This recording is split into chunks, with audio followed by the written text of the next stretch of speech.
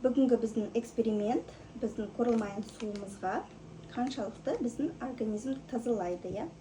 3 стаканға фильтрдан су құйып шығамын. Бұл біздің ағзамыздағы су, я?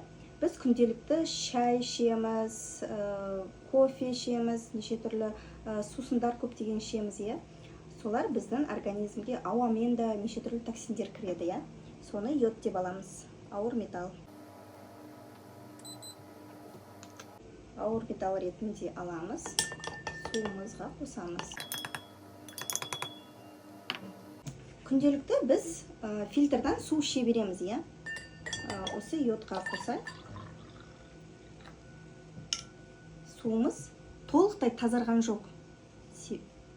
Әлі де сары болып қалды, я? Ал енді қорылмайын қосылған суды, мына ішінде қорылмайын қосылған суды алып ішейік, я? Суымыз қандай тап-таза болды, я? Мөлдір. Мына жерде толықтай қойсам да, мына жерде жартылай уже организміміз тазарды, я? Енді мына жерде бізде ионизатор бар.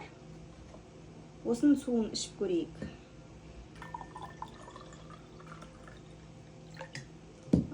Бұнда да бір фильтрдағы сумен сияқты ешқандай өзгеріс жоқ. Сары күйінде қалды, я? Қорылмайын судағы тағы да токсиндерді құйып көрейік, я? Көбірек токсиндер.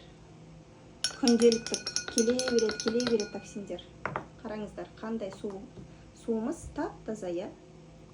Қаншалықты токсиндерді құя берсек де, на постоянной основе қорылмайынды іше берген кезде организміңізді қалай тазалайды, я? Өздеріңізде наглядно көріп тұрсыздар, міне уже сары болып жатыр.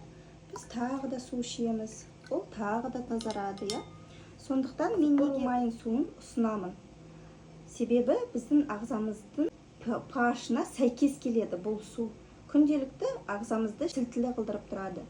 Және де организміміз көптеген энергияны жұмсамайды. Және де бұл 70 түрлі макро-микроэлементпен ағзамызды байытып отырады. Біздің ағзамыздағы кальций, калий, магний, натрийлардың барлығын толықтырып отырады.